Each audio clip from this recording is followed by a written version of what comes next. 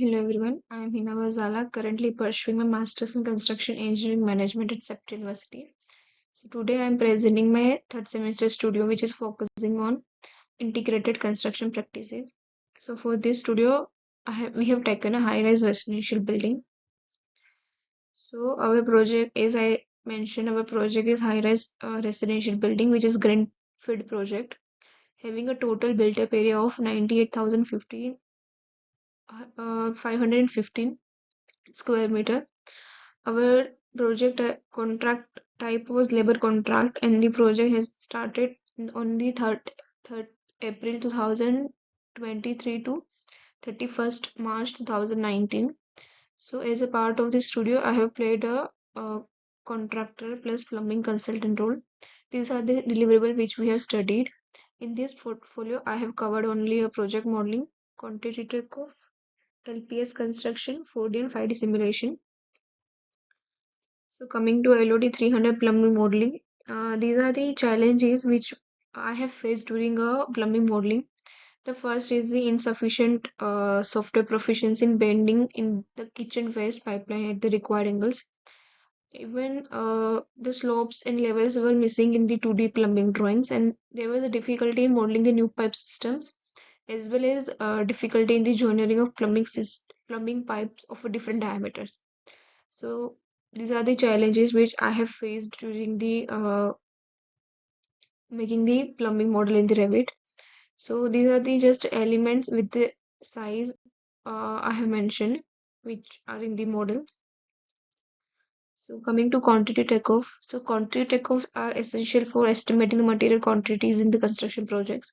So traditionally, the process relies on the 2D CAD drawing, which can be a labor intensive and the prone to errors. However, the modern technologies, particularly in 3D modeling with the Revit, has revolutionized these practices, making it more efficient and accurate.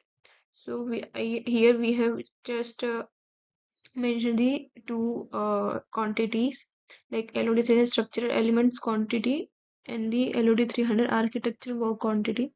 So here I have mentioned the uh, comparison of Revit versus manual. Is you can see in the LOD 300 structural elements, there was a quantity variation in the beam and the slab. So in the beam, there was a quantity variation due to a slab thickness in the beam quantity has not been minused, so which led to a uh, higher quantity in the Revit as compared to manual quantity. And there was a quantity variation in the slab. As you can see, the manual quantity is higher than the Revit quantity due to, as per the site condition, the slab thickness and the beam depth are combined, so as they are casted together, so which leads to a quantity variation in the manual. For so the this result in a cost variation to 2.70 lakhs, and in the architectural model has just shown the cost variance of 1.3 lakhs, primarily due to neglecting the openings in the wall.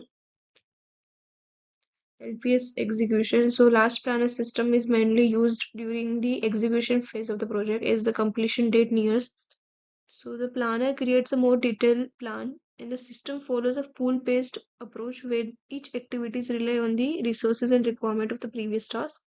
So for the LPS execution, our scope of work is the 6th, 7th, and 8th floor, and we have tracked the project for the 6 weeks from the 13th September to 10th November. So this is just a process which we have followed for the LPS execution. Like first of all, we have prepared the master schedule, then the phase schedule, then the look ahead schedule, weekly work plan, and the mornings. So in the week first to sixth, we have achieved 100% of the PPC except of week 2, where PPC dropped to 92% due to a delay caused by the labor shortage. This labor shortage, the shuttering of power part 1 on the 7th floor, which is subsequently delay the concreting for the pour 1 part 1 columns. So this delay caused by the waiting for the inventory and the manpower solution. So for to reduce this delay, we can ensure timely material supply and adequate manpower to minimize this delay.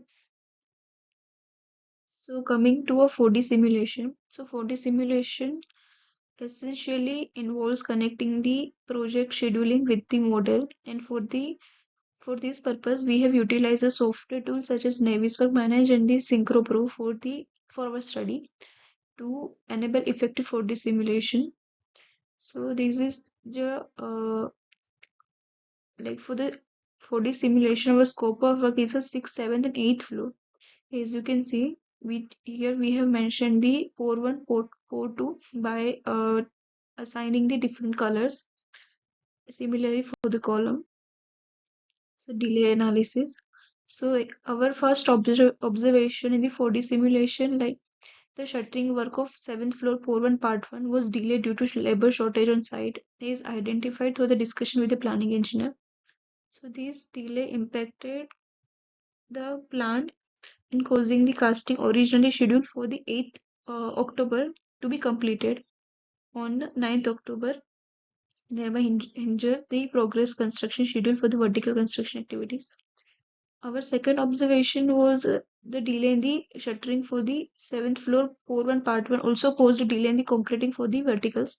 So the concreting of the verticals was planned on the 9th October but was completed on the 10th October due to delay in the shuttering activities, which affecting the overall progress of the work.